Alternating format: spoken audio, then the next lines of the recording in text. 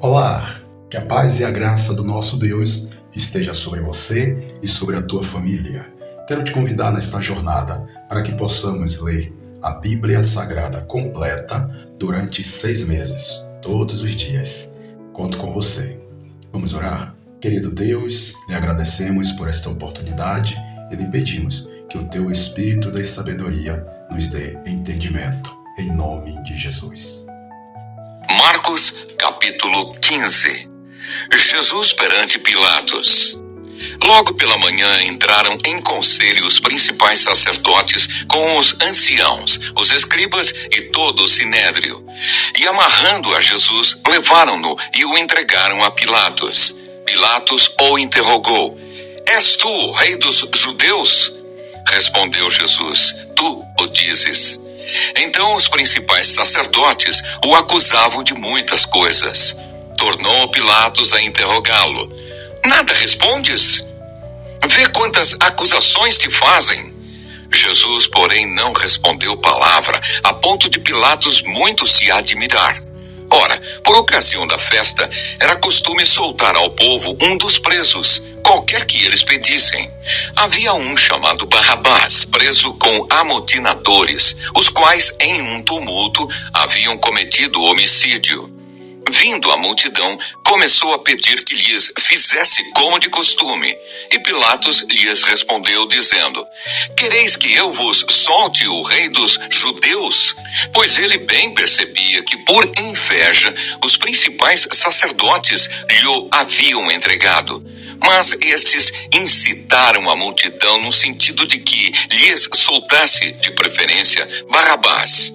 Mas Pilatos lhes perguntou: Que farei então deste a quem chamais o rei dos judeus? Eles, porém, clamavam: Crucifica-o! Mas Pilatos lhes disse: Que mal fez ele? E eles gritavam cada vez mais: Crucifica-o! Então Pilatos, querendo contentar a multidão, soltou-lhes Barrabás. E após mandar açoitar a Jesus, entregou-o para ser crucificado. Jesus entregue aos soldados. Então os soldados o levaram para dentro do palácio, que é o pretório, e reuniram todo o destacamento. Vestiram-no de púrpura e, tecendo uma coroa de espinhos, lhe a puseram na cabeça. E o saudavam, dizendo: Salve, rei dos judeus! Davam-lhe na cabeça com um caniço, cuspiam nele e, pondo-se de joelhos, o adoravam. Depois de o terem escarnecido, despiram-lhe a púrpura e o vestiram com as suas próprias vestes. Então conduziram Jesus para fora com o fim de o crucificarem. Simão leva a cruz de Jesus. E obrigaram a Simão Cirineu, que passava, vindo do campo, pai de Alexandre e de Rufo, a carregar-lhe a cruz. A crucificação. E levaram Jesus para o Gólgota, que quer dizer lugar da caveira. Deram-lhe a beber vinho com mirra. Ele, porém, não tomou. Então o crucificaram e repartiram entre si as vestes dele, lançando-lhes sorte para ver o que levaria cada um. Era a hora terceira quando o crucificaram. E por cima estava em epígrafe a sua acusação: o rei dos judeus. Com ele crucificaram 2 ladrões, um à sua direita e outro à sua esquerda. E cumpriu-se a escritura que diz: com malfeitores foi contado.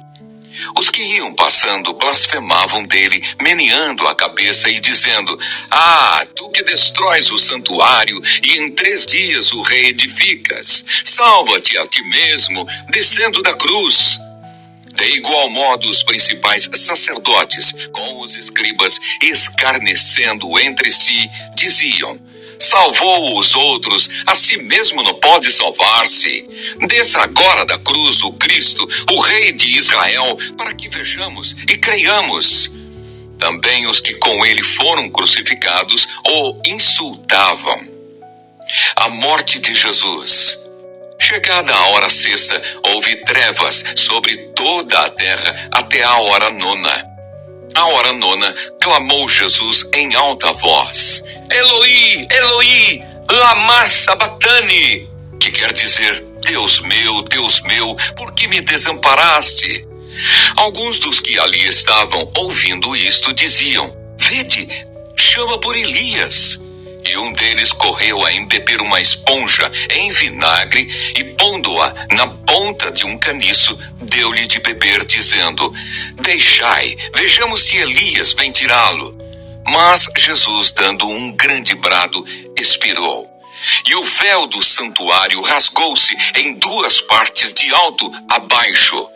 O centurião que estava em frente dele, vendo que assim expirara, disse: Verdadeiramente, este homem era o Filho de Deus. Estavam também ali algumas mulheres, observando de longe, entre elas Maria Madalena, Maria, mãe de Tiago, o menor, e de José e Salomé, as quais, quando Jesus estava na Galileia, o acompanhavam e serviam. E além destas, muitas outras que haviam subido com ele para Jerusalém. O sepultamento de Jesus. Ao cair da tarde, por ser o dia da preparação, isto é, a véspera do sábado, vindo José de Arimateia, ilustre membro do Sinédrio, que também esperava o reino de Deus, dirigiu-se resolutamente a Pilatos e pediu o corpo de Jesus. Mas Pilatos admirou-se de que ele já tivesse morrido. E tendo chamado o centurião, perguntou-lhe se havia muito que morrera. Após certificar-se pela informação do comandante, cedeu o corpo a José.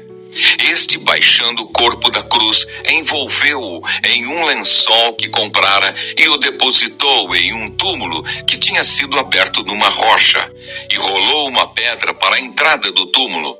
Ora, Maria Madalena e Maria, mãe de José, observaram onde ele foi posto.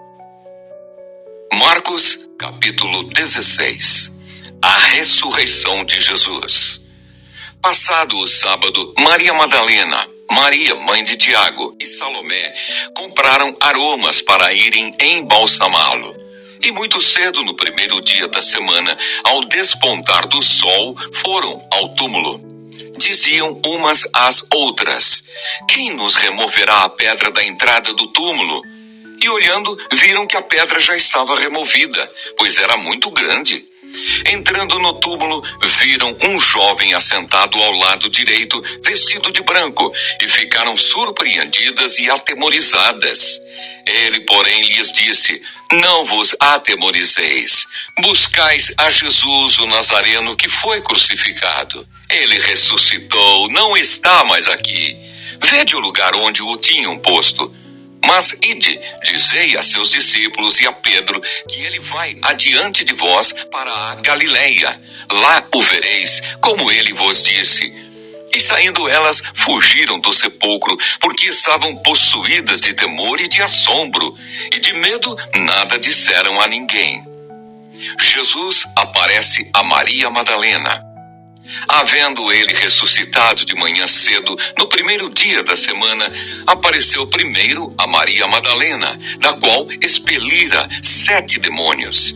E partindo ela, foi anunciá-lo àqueles que, tendo sido companheiros de Jesus, se achavam tristes e choravam. Estes, ouvindo que ele vivia e que fora visto por ela, não acreditaram. Jesus aparece a 2 de seus discípulos. Depois disto, manifestou-se em outra forma a 2 deles que estavam de caminho para o campo. E indo eles, o anunciaram aos demais, mas também a estes 2 eles não deram crédito. A ordem para a evangelização. Finalmente apareceu Jesus aos 11, quando estavam à mesa, e censurou-lhes a incredulidade e dureza de coração, porque não deram crédito aos que o tinham visto já ressuscitado. E disse-lhes: Ide por todo o mundo e pregai o evangelho a toda criatura. Quem crer e for batizado será salvo. Quem, porém, não crer será condenado. Estes sinais hão de acompanhar aqueles que creem. Em meu nome expelirão demônios, falarão novas línguas, pegarão em serpentes, e se alguma coisa mortífera beberem, não lhes fará mal. Se impuserem as mãos sobre enfermos, eles ficarão curados. A ascensão de Jesus. De fato, o Senhor Jesus, depois de lhes ter falado, foi recebido no céu e assentou-se à destra de Deus. E eles, tendo partido, pregaram em toda a parte, cooperando com eles o Senhor e confirmando a palavra por meio de sinais que se seguiam. Jó, capítulo 22. Elifaz acusa a Jó de grandes pecados. Então respondeu Elifaz, o temanita: porventura será o homem de algum proveito a Deus? Antes o sábio é só útil a si mesmo. Ou tem o Todo-Poderoso interesse em que sejas justo, ou algum lucro em que faças perfeitos os teus caminhos? Ou te repreende pelo teu temor de Deus, ou entra contra ti em juízo? Porventura não é grande a tua malícia e sem termo as tuas iniquidades? Porque sem causa tomaste penhores a teu irmão, e aos seminus despojaste das suas roupas. Não deste água a beber ao cansado, e ao faminto retiveste o pão. Ao braço forte pertencia a terra, e só os homens favorecidos habitavam nela. As viúvas despediste de mãos vazias, e os braços dos órfãos foram quebrados. Por isso estás cercado de laços, e repentino pavor te conturba, ou trevas em que nada vês, e águas transbordantes te cobrem. Porventura, não está Deus nas alturas do céu? Olha para as estrelas mais altas, que altura! E dizes: que sabe Deus? Acaso poderá ele julgar através de densa escuridão? Grossas nuvens o encobrem, de modo que não pode ver. Ele passeia pela abóbada do céu. Queres seguir a rota antiga que os homens iníquos pisaram? Estes foram arrebatados antes do tempo. O seu fundamento, uma torrente, o arrasta. Diziam a Deus: retira-te de nós. E que pode fazer-nos o Todo-Poderoso? Contudo, ele enchera de bens as suas casas. Longe de mim o conselho dos perversos. Os justos o veem e se alegram, e o inocente escarnece deles, dizendo: na verdade, os nossos adversários foram destruídos, e o fogo consumiu o resto deles. Reconcilia-te, pois, com ele e tem paz, e assim te sobrevirá o bem. Aceita, peço-te, a instrução que profere e põe as suas palavras no teu coração. Se te converteres ao Todo-Poderoso, serás restabelecido. Se afastares a injustiça da tua tenda e deitares ao pó o teu ouro e o ouro de Ofir entre pedras dos ribeiros, então o Todo-Poderoso será o teu ouro e a tua prata escolhida. Deleitar-te-ás, pois, no Todo-Poderoso, e levantarás o rosto para Deus. Orarás a ele, e ele te ouvirá, e pagarás os teus votos. Se projetas alguma coisa, ela te sairá bem, e a luz brilhará em teus caminhos. Se estes descem, então dirás: para cima. E Deus salvará o humilde e livrará até ao que não é inocente. Sim, será libertado, graças à pureza de tuas mãos. Que bom que você ficou até o final. Vamos orar? Querido Deus, nós te agradecemos por esta palavra lida. Que o Senhor aplique aos nossos corações. Olha, antes de sair, se você ainda não se inscreveu, se inscreve no nosso canal. Compartilha, deixa um like, deixa um comentário, pedido de oração. Ok? Amanhã nós retornaremos em nome de Jesus. Fiquem com Deus.